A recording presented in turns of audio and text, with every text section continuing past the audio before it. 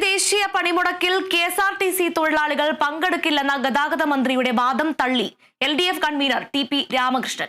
പണിമുടക്കിൽ ആർക്കും വിയോജിപ്പില്ലെന്നും KSRTC നാളെ സ്തംഭിക്കുമെന്നും TP രാമകൃഷ്ണൻ പറഞ്ഞു.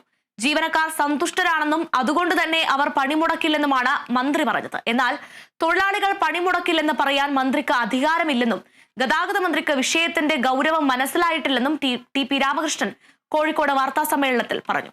നാളെ ബസ്സുകൾ തെരുവിലിറങ്ങുന്ന പ്രശ്നമില്ലെന്നും സ്വകാര്യ വാഹനങ്ങൾ നിരത്തിലിറക്കാതെ എല്ലാവരും പണിമുടക്കുമായി സഹകരിക്കുന്നതായിരിക്കും നല്ലതെന്നും അദ്ദേഹം കൂട്ടിച്ചേർത്തു.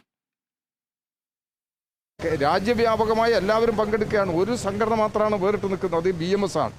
BMSൽ ഈ പണിമുടക്കിനെ എതിർത്തിട്ടില്ല അവർ.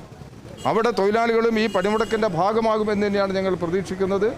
ആ നിലയിലുള്ള ഈ പണിമുടക്കിൽ KSRTCയിലെ തൊഴിലാളികൾ പണിമുടക്കില്ല എന്ന് പറഞ്ഞ പ്രചരണം ഏത് കേന്ദ്രത്തിൽ നിന്നാണ് അത് വരുന്നത് എന്നുള്ളത് വളരെ അത്ഭുതകരമാണ്. KSRTCയിൽ സാധാരണ പോലെ തന്നെ പണിമുടക്ക് നോട്ടീസ് കൊടുത്തിട്ടുണ്ട്. KSRTC പൂർണ്ണമായി നാളെ സ്തംഭിക്കുകയാണ്.